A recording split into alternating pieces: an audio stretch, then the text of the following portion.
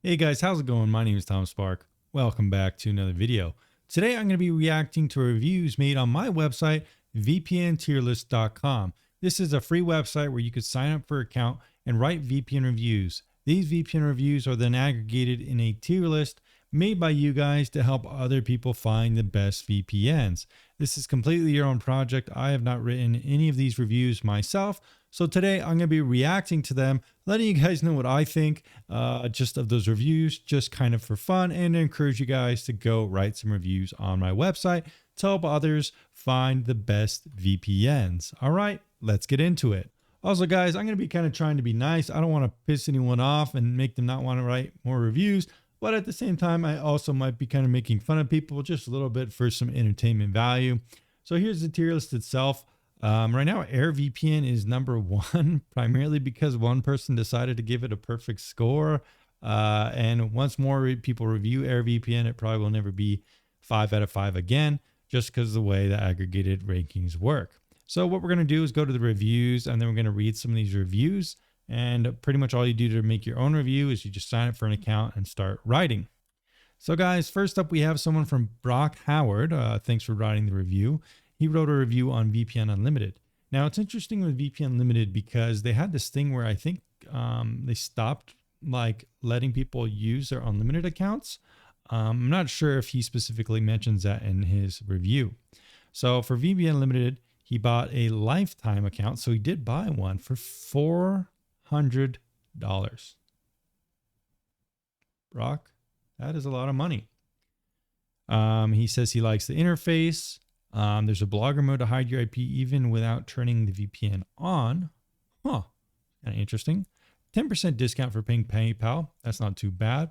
Some of the cons are insufficient locations for dedicated IP. Okay. No ad blocking. That's kind of odd. Most VPNs do provide that. Lifetime bundle does not include dedicated IP. I could see that being true. I doubt many lifetime bundles would offer this because it's pretty expensive. Connection speed can vary wildly. Need more locations in Southeast Asia. I bought the lifetime plan when I was on the special. It was worth it when I didn't have a need for dedicated IP. Now that I do need it, so I could bypass blocks on Wikipedia, not being able to get the lifetime plans for personal IP and other add-on strings, and other add-on stings. Interface is clean and graphical. The time it takes to connect can be better though, but still better than TorGuard in most cases. So yeah, this guy presents an interesting review. Paid $400 for a lifetime bundle, but now that he needs dedicated IP, it kind of seems like that money he spent on it was wasted a little bit, since he can't really get the full functionality of it. That said, he still gave it 4 to 5 stars, which does seem pretty generous. I honestly think his review might want to be more around 3 out of 5 stars. Oh look, this little bug here. It says 0 reviews written, but I think he's written more than that. I need to fix that on the website. Okay, I'm pushing an issue right now to fix this bug. Also, guys, if you have any issues, go ahead and click here, and then you could submit your issues, and I will try to resolve them. All right, guys. So thanks, Brock, for your review. Overall, pretty solid review. I like the details. And yeah, there's some of the stuff I didn't even know about, some of the limitations, and definitely a very solid review. Very solid review. Thanks for being featured in my video. There we go. And we could post a comment and it should pop up. There we go. So if you guys want to comment on other people's reviews, you can also do that as well. So that's a little feature I built in. So very nice. Let's go to more reviews. All right, guys, I am back. Let's go to the review section and find another review to take a look at. So I wanted to take a look at this guy's review, Chaos. He's someone who's been on my Discords and things like that for quite some time. Yeah, I know he knows a decent amount of VPNs, just probably because he's tried a lot. But I don't know if I have full faith in his review system. I actually DM'd him that. We kind of talked about it a little bit. So he gave AirVPN a perfect 5 out of 5 score. And like I told him in a DM, I don't think any VPN should be 5 out of 5 if it has any cons. A 5 out of 5 should only be given to VPNs that are pretty much perfect. And in most people's opinions, I doubt many people would find a VPN perfect because that would mean there's 0 cons. That said, that's the rating he made, so I'm not going to mess with it or anything like that. That is the review itself. So what does he like about AirVPN? Well, he likes that it's port forwarding. That's true. It's transparent and trustworthy. Also pretty true. proven that they have no logs and a service user, open source and has a Linux GUI, cheap, short, and long term. So all these things are true. AirVPN is a very solid VPN for its pricing structure and all these things. So some of the cons are not the fastest speeds. I'll say that's probably true. Outdated UI for some, also true, and does not have an iOS application. So I honestly think this is a huge con. I've mentioned this in most of my reviews. Not having an iOS application nearly 10 or 12 years after launching your VPN just is kind of odd. It cuts out a lot of people who want to use iOS as their main kind of phone. Additionally, you could probably download WireGuard configurations and do it that way. But that said, it's another step that people have to do. And it also means there's limited compatibility with stuff like Apple TV and some of these other applications where you are going to just want that there. So other VPNs like Nord and Surfshark do this very well. They push out applications all the time to all these different platforms, and it's very convenient. So I would say that's a pretty big con. I also think the UI is very outdated. This kind of can be a subjective thing depending on if you care or not. So it's not the hugest con in the world. And not having the fastest speeds outside of Europe could be a pretty big con. In my case, I haven't really gotten that fastest speeds with AirVPN usually. I would also say that Chaos did forget some cons. For example, he doesn't really mention anything about streaming compatibility. AirVPN really doesn't have very good streaming compatibility, which means it's not really going to work with most of the major services out there. It's also kind of missing some other features in its application that some other VPNs do have. Primarily, my review system, AirVPN, really gets docked for that streaming compatibility since it doesn't really work with any service out there. And additionally, the limited server network and slower speeds dock it significantly as well.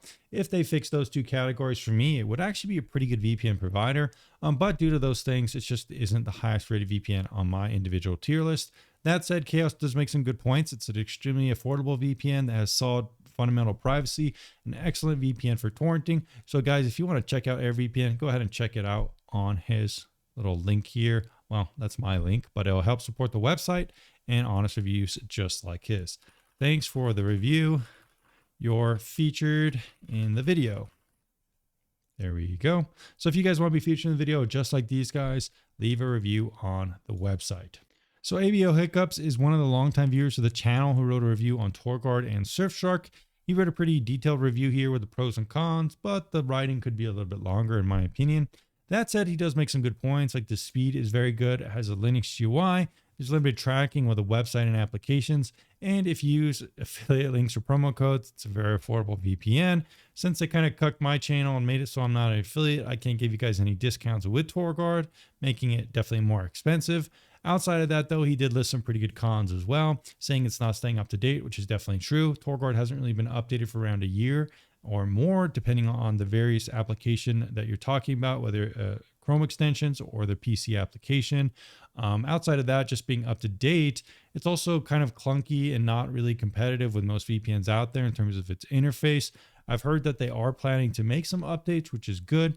But that said, on the Reddit, where they push most of their updates on what's going on with their brand, they also heavily censor users. They've deleted multiple my posts, deleted multiple of ABO Hiccups posts. So yeah, it's not really a freely transparent and open community. Outside of that, they also closed down their forums, making it so people couldn't post on their forums, probably because people were complaining that TorGuard wasn't paying their affiliate dues. And yeah, he makes that a point too. TorGuard has banned affiliate users for no reason. That's 100% true. TorGuard claims that they banned affiliates for spamming or doing anything like that. I know for a fact I was TorGuard's biggest affiliate for almost like 10 years, and I never spammed or did anything. I never made malicious links. I never spammed their website. I never abused the promo code system. I never got people to buy my links just to make money. I did none of that, and I was still banned unceremoniously with no warning and no explanation. So yeah, don't buy into that FUD. I do think the CEO and management of TorGuard has gone kind of crazy. Outside that though, there are still some lingering effects of the good parts of TorGuard that still exist, but that is how it is. ABO Hiccups, pretty good review. Let's write a comment. So this guy wrote a review on NordVPN. He was very positive about it, which is good to know that some people do like NordVPN. I mean, I've been recommending it on the channel. It's a very good VPN. There are some cons with the company itself, I would say, rather than the product. Some of the founders, I think, are doing things like investing in media platforms like MediaTek, which then reviews NordVPN. I don't think they should be doing that at all. That said, the product itself is very good. Is it perfect? Well, not necessarily. It could remove some trackers and stuff like that on the website, but let's go ahead and read this guy's review. It doesn't have a username, so user 57A58BF8.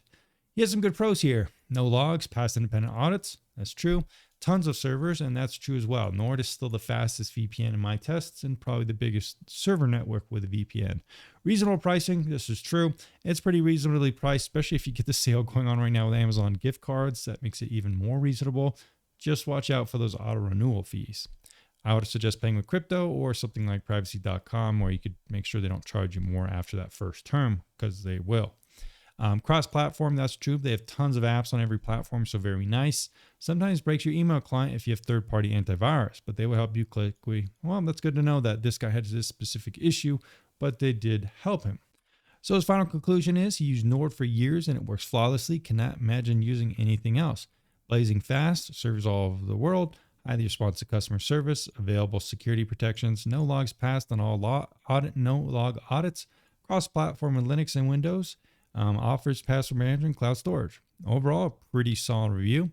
I don't know if I would give it 5 out of 5 myself personally, since there are some cons with it that this guy forgot to mention, like some of those auto renewal things, maybe some of the bias involved in some of the reviews that other companies are kind of writing about NordVPN. But outside of that, solid product, solid review.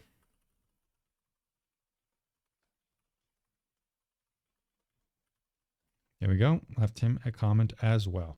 So one of the most reviewed products on the website right now is Proton. People do really like Proton. They have a good ecosystem, and it kind of gets people invested in the ecosystem. And I think that's one reason why it does well in terms of kind of community feedback. And we can see this guy rating it 5 out of 5. He says it's really good at bypassing geo-blocked content. That's true. Pretty good speeds, privacy focused, highly trusted VPN amongst the VPN community. I'd say that's also extremely true. They're open source as well and extremely transparent and privacy friendly.